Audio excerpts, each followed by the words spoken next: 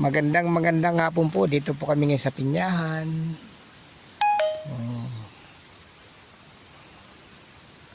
Ayan po. Ayan.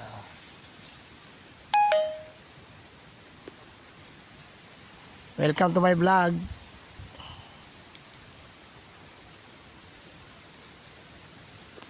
Wala pa kaming signal sa baba. Yung po ang aming kubo sa baba.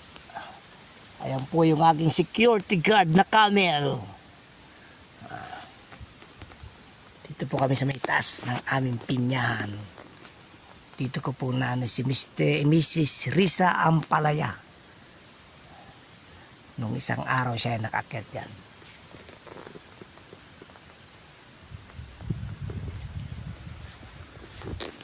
Welcome to my vlog.